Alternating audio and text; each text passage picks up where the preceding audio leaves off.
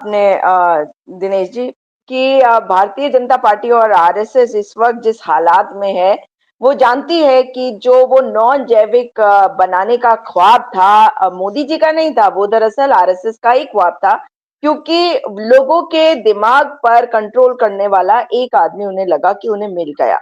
लेकिन दरअसल ये एक आदमी एक पूरे सिस्टम के तहत जब कार्य कर रहा था, डायरेक्टर्स तो बहुत सारे हैं इस पूरे खेल में, तो ये फॉर्मूला काम नहीं करेगा, क्योंकि हम लोकतंत्र है, हमारे यहाँ कई तरह के लोग हैं, कई तरह की सोच है।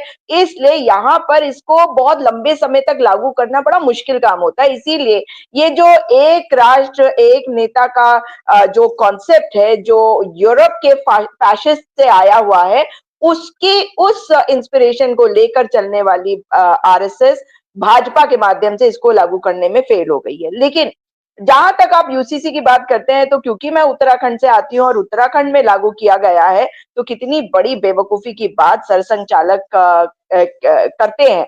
क्योंकि उनको शायद ये बताने में दिक्कत हो रही होगी लोगों को, जिन शाखाओं को अब वो शाखा लगाने लग गए हैं। ये तो इनकी हालत हो गई है कि शाखाएं बंद हो गई, इसे दोबारा से उनको रिवाइव करने की कोशिश है। और वहां पर जब ये बात कहते हैं, यूसीसी के बारे में लोगों को बताने की कोशिश करते हैं, तो उनको ये भी बताना चाहिए ना कि उत्तराखंड में इतना बवाल क्यों मचा हुआ। आपने निश्चित तौर पर जो ट्राइबल्स हैं उनको अभी बाहर रखा है, और इसको आप यूसीसी के फॉर्म में नहीं लेके आए हैं उत्तराखंड में भी। और यहाँ पर जो बवाल मचा हुआ है वो इन इन सब चीजों पे भी है कि आप लड़कियों के जो जो बच्चियां लिव इन में रहना चाहती हैं, उनके माता पिता से एक सर्टिफिकेट चाहते हैं। तो मुझे एक बात बताइए, जो लिव इन में रहना चाहेगा वो माता पिता के आज्ञा से रहेगा क्या? मतलब क्या के बेवकूफी है। और जहां तक बात है सुप्रीम कोर्ट में जाने की, तो आपको बता दूं कि बहुत सारे केसेस जो है वो हाई कोर्ट में इस वक्त पेंडिंग है, और उसमें देखा जाना है कि अब क्या होगा। तो ये तो निजता का बहुत बड़ा हनन है। और सबसे पहले तो कई नेता इसकी जद में आ जाएंगे कि जो लोग मतलब शादी के बाहर लोगों के साथ रह रहे हैं, और ऐसे तो बहुत सारे होंगे। इसका मतलब आप लोगों के घरों में घुस घुस कर प्रहार भी करना चाहते हैं। तो मेरा एक प्रश्न है भारतीय सुजाता जी, मैं सॉरी इंटरजेक्ट कर रहा हूँ, आप कांग्रेस पार्टी की स्पोक्स पर्सन है। कांग्रेस पार्टी सुप्रीम कोर्ट में क्यों नहीं कही कि ये यूनिफॉर्म नहीं है? यूनिफॉर्म वर्ड गलत है यहाँ पर। यूनिफॉर्म सबको अप्लाई होता है। आपने ट्राइबल्स बाहर किए हैं, आपने उनको भी बाहर कर दिया जो यूनि इस ट्राइबल्स के साथ में अगर लिव इन रिलेशनशिप है तो वो भी रजिस्ट्रेशन नहीं करेंगे, वो भी क्लियर हो गया। लड़की आ गई वो भी नहीं करेंगे उसके अंदर। जब यूनिफॉर्मिटी नहीं है तो आप यूनिफॉर्म नाम कैसे रख सकते हैं? आपको तो जाना चाहिए था सुप्रीम कोर्ट में चैलेंज करने के लिए एक्चुअली। मैं आपको बताती हूँ, इसमें एक एडवोकेट अलमास हैं जो कांग्रेस से जुड़े हुए हैं, हमारे इंटेलेक्चुअल सेल उत्तराखंड प्रदेश कांग्रेस कमेटी के तहत जो है उसमें है। और उन्होंने इस मैटर को हाई कोर्ट में वो लेकर गए हैं। उसके अलावा और भी पिटिशंस उसके बाद आ गई हैं। तो पहले हाई कोर्ट में देखा जाएगा कि क्या होगा, क्योंकि ये स्टेट का लाया हुआ कानून इस वक्त है। तो पहले जाने के लिए वो यही बता रहे थे कि पहले जरूरी है कि हाई कोर्ट में जाए, उसके बाद ही स्टेप आएगा सुप्रीम कोर्ट का। ये लीगल कुछ होगी अड़चन, क्योंकि वो खुद एडवोकेट है। तो ऐसा नहीं है कि कांग्रेस पार्टी चुप है, और इसमें बहुत विरोध भी हो रहा है, और हर पार्टी विरोध कर रही है इसका।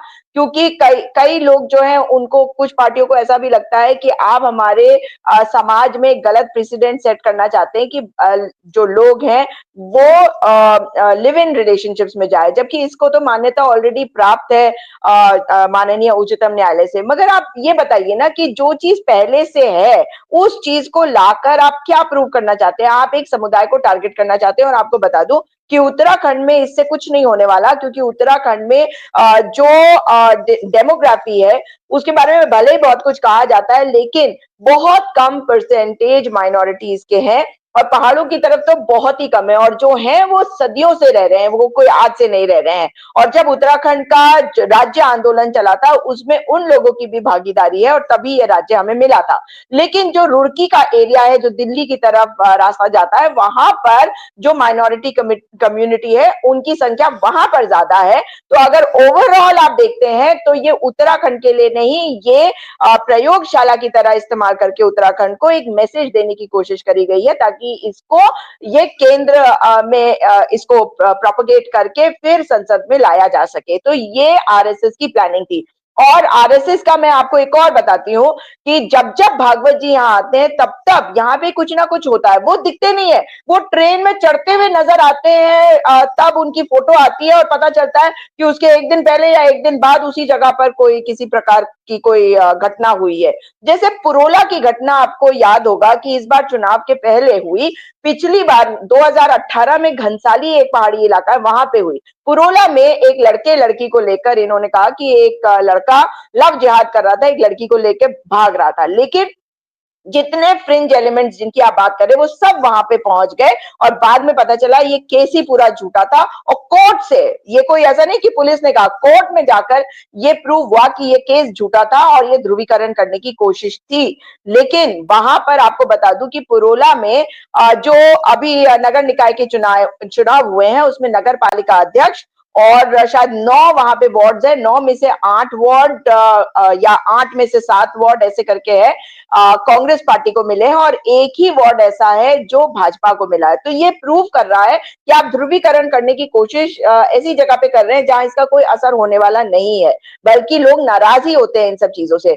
अब अगर हम बात करते हैं कि ये क्यों कर रहे हैं, तो वो इसलिए कर रहे हैं ताकि जो अभी अभी अचल जी ने बिल्कुल सही कहा कि जो बिहार में चुनाव है उसको प्रभावित करने के लिए इनको बहुत ज्यादा मेहनत करनी पड़ रही है, क्योंकि जदयू को खत्म करने की बात जेपी नड्डा जी पहले कर चुके हैं, वो खत्म होने की कगार पर भी है और भारतीय जनता पार्टी की वैसे ही वहां पे जमीन नहीं है। इसलिए वो जानते हैं कि जो अब चुनाव आएगा उसमें, क्योंकि ओवरऑल अगर आप जदयू को देखें तो वो भी एक सेक्युलर वाली श्रेणी में तो आता ही है, क्योंकि उनकी सोच उसी टाइप की रही है, भले ही वो सत्ता के साथ रहने का उनको शौक है, लेकिन अब वो जब खत्म होंगे तो जो सेक्युलर पार्टीज है उनका वर्चस्व जो है वहां पे बढ़ेगा और उन्हीं में से किसी ने आगे आना है। तो ध्रुवीकरण की जरूरत इसलिए है क्योंकि पूरे देश में तो वो मैसेज जाना ही है ध्रुवीकरण का, तो सिस्टम उनके पास है।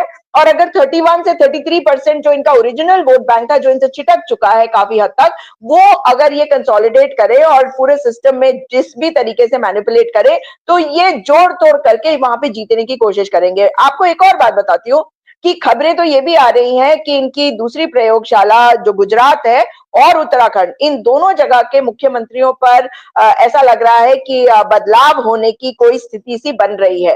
तो अभी जो आपने मंथन देखा है, कभी मोदी जी जा रहे हैं नागपुर, कभी प्रेसिडेंट के पास जा रहे हैं, कभी जेपी नड्डा जी या अमित शाह जी ये सब लोगों से मुलाकात कर रहे हैं, तो ये सारी चीजें इसी श्रेणी में है और इस बार इनको मेहनत थोड़ी ज्यादा करनी पड़ रही है और यूसीसी का शगुफा ये चुनावों के पहले छोड़ सकते हैं। मुझे नहीं लगता कि इस वक्त ये ऐसा कुछ करने वाले हैं। जी।